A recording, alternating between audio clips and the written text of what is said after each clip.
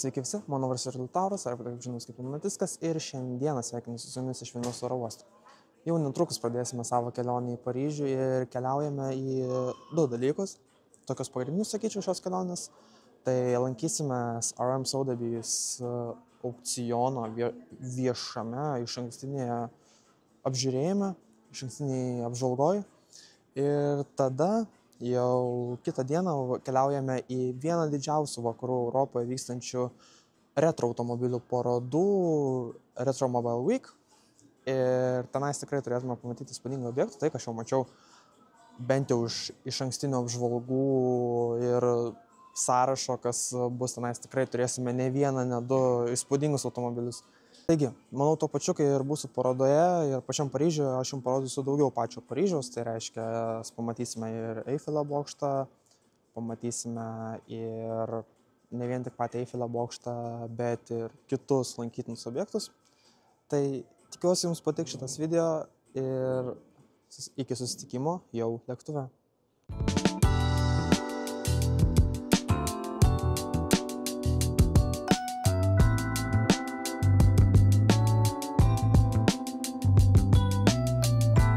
Sveikinuosi su jumis jau iš Paryžiaus ir atskridome, vėlavome visą pusvalandį atskristi, bet jau šiuo momentu esame Paryžiuje ir keliauju link traukinio, aiškinsis pirma, kaip keliauti su juo, ir tada jau keliausime iki viešbučio.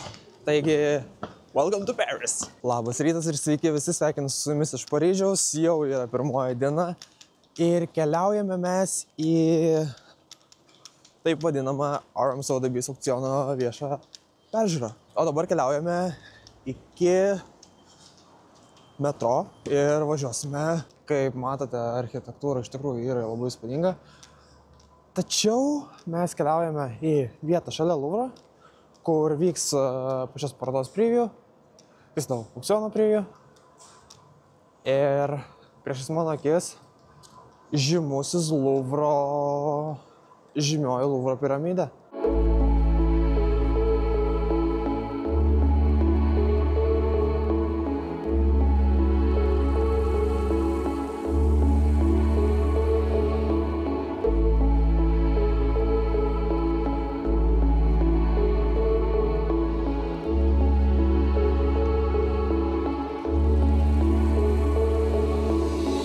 Esame šalia turbūt vieno iš žymiausių pasaulyje muziejų du Louvre, kur iš tikrųjų slepiasi ir pati Mona Lisa, tačiau aš nekeliausiu, nes realiai reikia atiduoti muziejų visą dieną, o aš čia esu pakankamai ribotą laiką. Praėjome eilutę, viską ir jau esame pačioje parodoje. Už manęs yra vienas pirmųjų ir vienas brangiausių eksponatų, kurie yra pačiam aukcione, tai yra Ferraris ir pasižiūrėkite į šį grožį.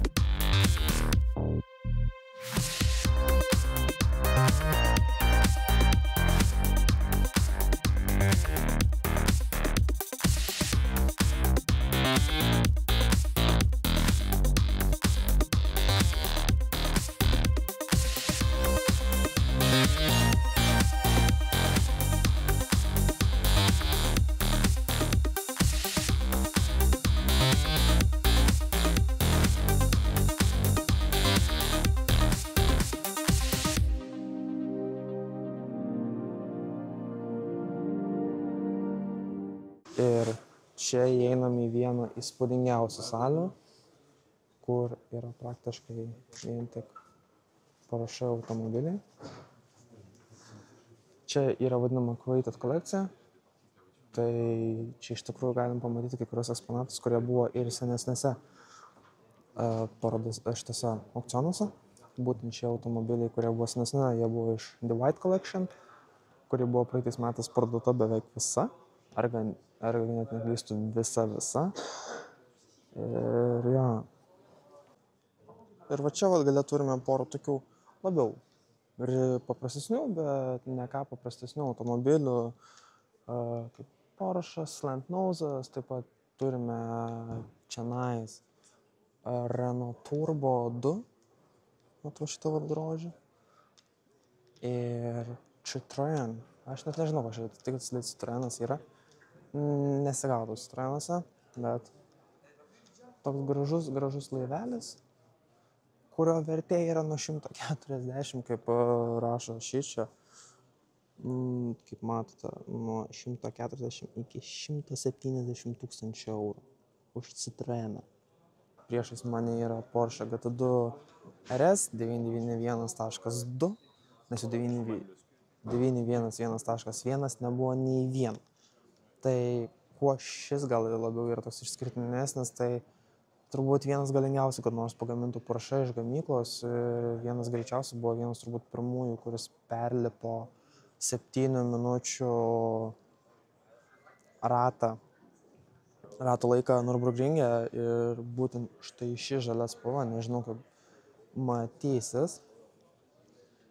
Kažkiek matosi, aš nepasakysiu spalvos kodo, bet man atrodo, čia yra Brewster Green. Iš tikrųjų, atrodo, wow. Tokio Porsche savo kolekcijai tikrai norėčiau, kad nors turėsiu kolekciją automobilių. Tai, jo, iš tikrųjų, čia galima ir pasižvalgyti, va tai va pasivaikščioti, čia turime 99, žinokit, jau sumeluosiu dėl kartos, gal 997 kartos Porsche 911. Čia turime labai nemažą kiekį itališkų automobilių kaip Alfos, turime 928 4 sporto prototipą, kaip čia rašo, planuojamos sumos nuo 200 iki 300 tūkstančių. Ir turime labai daug įvairių variacijų šitų 928 ir 924, kiek matau, Porsche. Čia vat pamatyti tam tikrų automobilių, nes pavyzdžiui, štai šio, kuris manęs priekyje yra GT2 RS Club Sport, mes turime Lietuvoje vieną versiją, jinai vadinasi GT2 RS MR Club Sportas, jisai priklauso Porsche 911 garažui savininkui. Štai šito Porsche aš turiu Hot Wheels modeliuką, o štai priešais mane yra tikras realus daiktas, tikras realus automobilis. Tai, o taip va.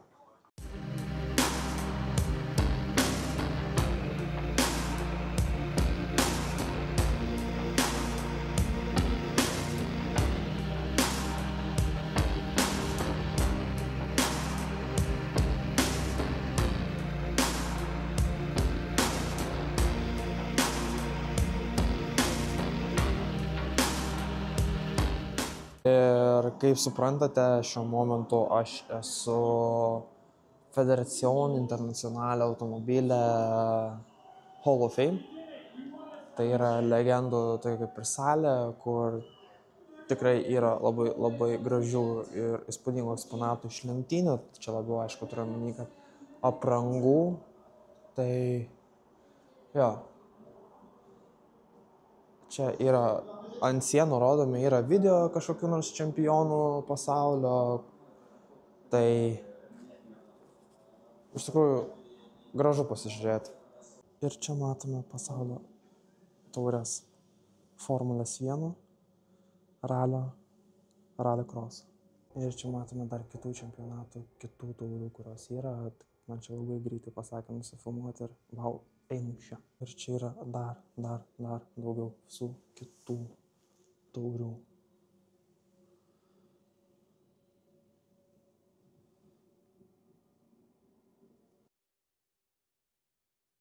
Taigi, kaip ką tik matėte, nutiko įdomus dalykas, apsauginis koncieržas išėjo ir pasakė, greitai, kol mano aukštesni nepamatė, nueik nufilmuok, tai gavau pamatyti netgi čempionų taures, kurios yra skiriamos nugalėjusiems ir laimėjusiems Formulę 1 ir panašiai, tai tuo pačiu metu yra viena naujausių taurių, kur ir jo, iš tikrųjų džiaugiuosi atėjęs į šitą vietą, tikrai nenuvylė, labai labai gražu čia.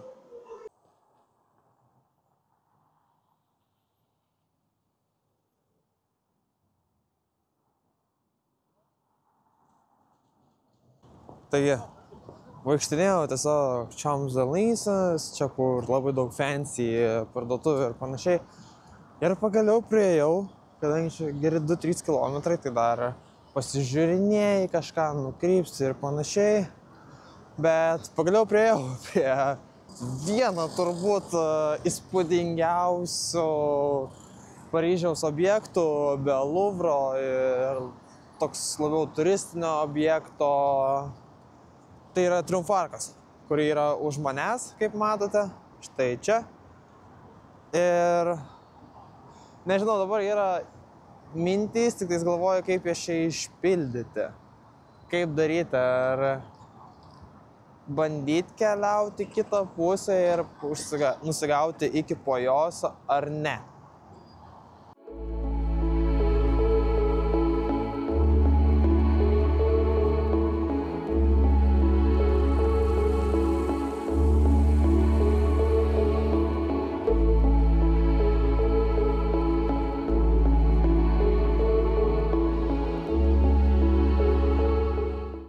Žodžiu, tokia naudinga info, kas keliausi į Paryžių, tai į Triumfarką, jeigu jums yra mažiau negu 26 metai ir esate ES pilietis, galite į Triumfarką nemokamai užkilti, tai aš tai ir darau.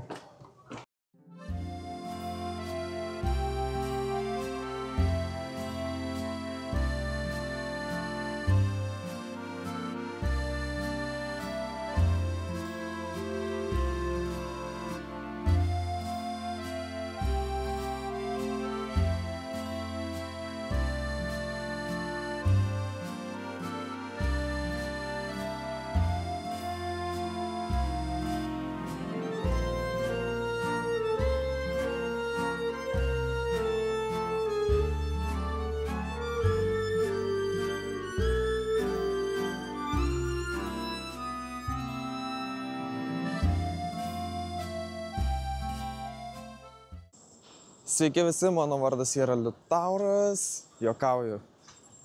Pagaliau atvykome į didžiąją parodą, kuri ir yra pagrindinis šios kelionės tikslas, vienas iš pagrindinių tikslų. Ir keliaujame jau į įėjimą, praėjome apsaugą, nes čia apsauga egzistuoja, patikrina, ką kuprinė turi. Kadangi aš jau šiandieną čekiautinuosi iš viešbučio, tai aš ir turiu tiesiog su savim savo jau kuprinę.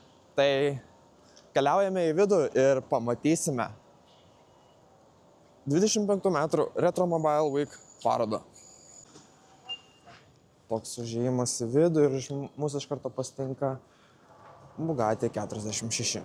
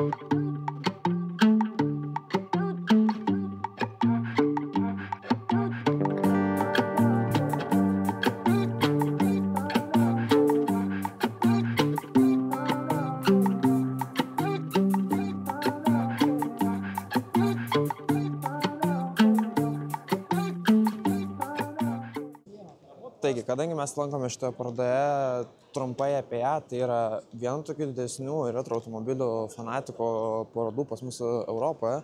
Gal net sakyčiau, kad viena didžiausių ir čia pačioj pradžioj netgi įėjus iš karto pasitinka ir automobilių detalių, kur galima nusipirkti ir kur galima nusipirkti kitokių dalykų, aksesuarų, kažkokių senų knygų, iš tų manualsų ir panašiai. Aišku, egzistuoja ir kitų gamintojų, kurie čia atsiveža, kaip Motul ir panašiai. Galime rasti ir įvairių plakatų, kurios irgi pardavinėja čia nais. Iš tikrųjų, dydis renginio pačio yra nemažas.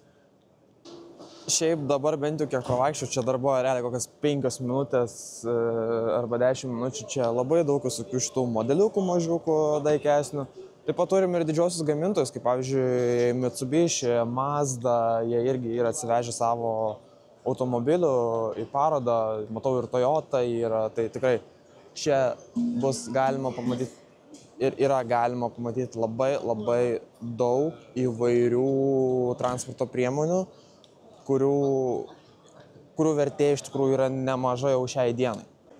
O čia turime prancūzų gamintojo DS standą, kur galima pamatyti įvairius DS automobilius pagamintus jau senais laikais. Kaip pavyzdžiui šį.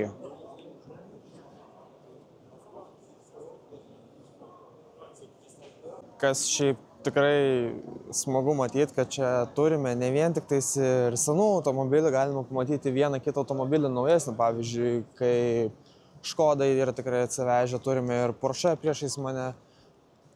Tai tikrai šitoj parodoje galima prisižiūrėti įvairių labai dailių automobilių ir tokį gamintoją kaip Mercedes standą, bet kadangi čia matau yra ne vien tik tais, nėra kaip oficialusis Mercedes atstovas, o čia yra jų kaip ir Classic. Tačiau prie Classic turime ir vieną įspūdingą eksponatą kaip AMG One. Taip. Vienas iš planuojamų pagaminti kelių šimtų vienetų, tai matant į pirmą kartą gyvenime iš arti ir gyvais atrodo iš tikrųjų wow. Tai šis Ferraris, kurį matote už manęs, yra ne šiaip su Ferraris ir nepaprasta Testarossa, o tai yra Monospecchio. Tai buvo labai limituoto leidimo, tik tai su vienu veidrodėliu, kuris, kaip matėte, kadre yra tik tais ant vairuotojo pusės pagamintas modelis. Tokių pasaulyje, kiek man teko susižinoti ir girdėti, buvo pagaminta labai mažais kiekiais. Pagrindas jų yra Amerikoje, kadangi jau mūsų Europoje buvo reikalavimai dėl saugumo gaminti juos su abiejais veidrodėliais. Todėl būtent tokio modelį egzistuoja baltas, tai sakyčiau, čia yra mūsų europinis, aišku, ir tokį juodą galima užregistruoti Europoje, net ir Lietuvoje, tik tai jau tada registruosime kaip klasikinį istorinį automobilį, kuris turės H numerius ir... Taigi, kaip matote, šitoje parodoje yra labai daug įvairių stendų, visokių atvykstančių žmonių ir panašiai. Aš tikrai girdžiu ir anglų yra, ir prancūzų, vokiečių ir kitų šalių žmonių. Tai... Jo. O šiam kartui tiek, mano vardas buvo ir yra Liutauras, arba taip kaip Lunatickas. Šį video pabaigėme čionais parodoje ir susitiksime jau kitą kartą. Truputėlį atgal laiku pakeliausime.